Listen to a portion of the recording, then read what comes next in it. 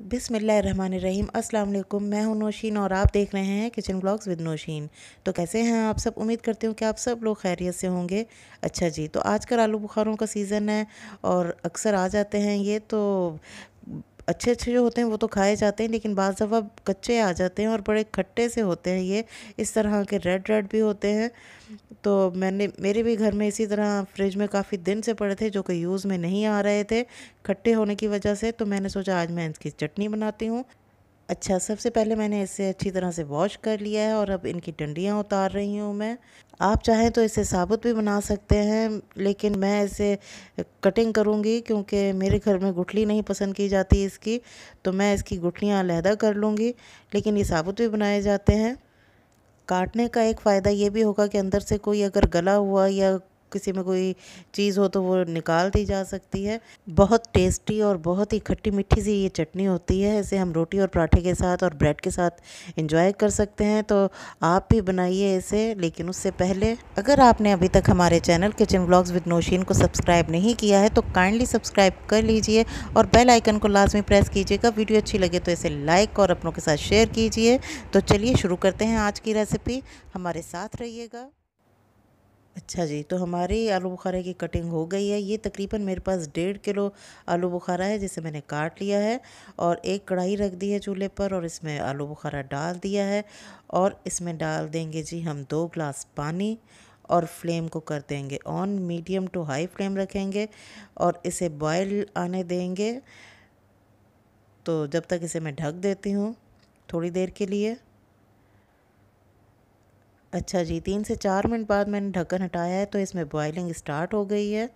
तो ये देखें जी किस तरह ये हमारे पक रहे हैं। बहुत जल्दी ये टेस्टी सी चटनी बनकर तैयार हो जाती है। इसे चेक कर लेते हैं। ये नरम तो होते ही हैं, बहुत जल्दी ही ये गल गए। तो यहाँ ये गल चुके हैं। तो इसे थोड़ी देर हम पकाएंगे और इसमें अब मैं डाल रही हूँ तकरीबन 1 पाव मेरे पास ये चीनी है।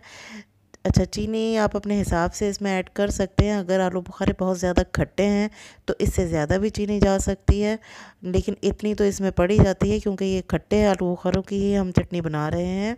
अच्छा, जब से मैंने ढक्कन हटाया है तब से हाई फ्लेम ही मैंने किया हुआ है, इसे मीडियम वगैरह नहीं करना है।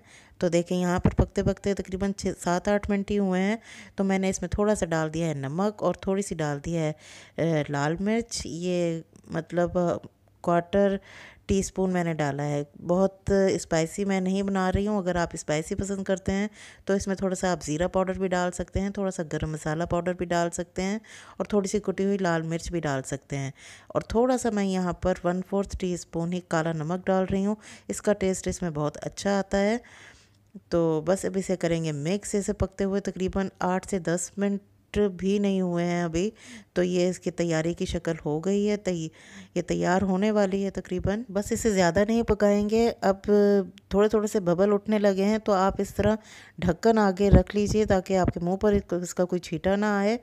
तो एहतियात अच्छी होती है।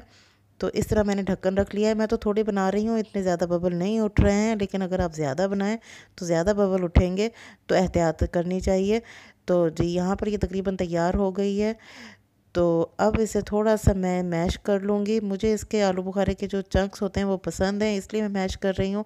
आप चाहें तो इस वक्त थोड़ा सा इसे ठंडा कर कर ग्राइंड भी कर सकते हैं मोटा मोटा, और या हैंड बीटर की मदद से इसे थोड़ा सा यहाँ पर बीट भी कर सकते हैं। लेकिन मुझे इसके चंक्स पसंद हैं। तो यहाँ ये हो गई है तैयार। तो इसे थोड़ी देर के लिए रूम टेम्परेचर पर आने देंगे और आधा घंटा मैंने इसे रूम टेम्परेचर पर ठंडा किया है और उसके बाद इसे एक बाउल में निकाल रही हूँ। तो आप ये चेक कीजिए कितनी टेस्टी और कितनी गुड लुकिंग सी चटनी हमारी तैयार हुई है। कोई कह सकता है कि ये वही आलू बुखारों की चटनी है जो कि फ्रिज में 8-10 दिन से पड़े थे और कोई नहीं इसे खा रहा था। तो देखें इस तरह सब इसे खाएंगे। आप इसे रोटी के साथ और पराठों के साथ एंजॉय कर सकते हैं और आप इसे ब्रेड पर बच्चों को लगा के भी दे सकते हैं। बच्चे बहुत खुश हो जाएंगे। इसकी कंसिस्टेंसी चेक कीजिए, ये थोड़ी सी ठंडी होने के बाद और ज़्यादा थिक हो गई है। तो इसमें मैं ऊपर से थोड़े से बादाम लगा रही हूँ डेकोरेशन के लिए। तो देखिए कितनी खूबसूरत सी तैयार हुई है। अगर आपके पास 4 मगज़ हों जो कि तरबूज के बीज होते हैं, तो जब ये फाइनल हो गई थी चूल्हे पर तब हम उसे डाल देते तो उससे और ज़्यादा अच्छी हो जाती है, लेकिन मेरे पास नहीं थे। अच्छा जी, मैंने एक बाउल में निकाल लिया और एक मैं बॉटल में सेव कर रही हूँ।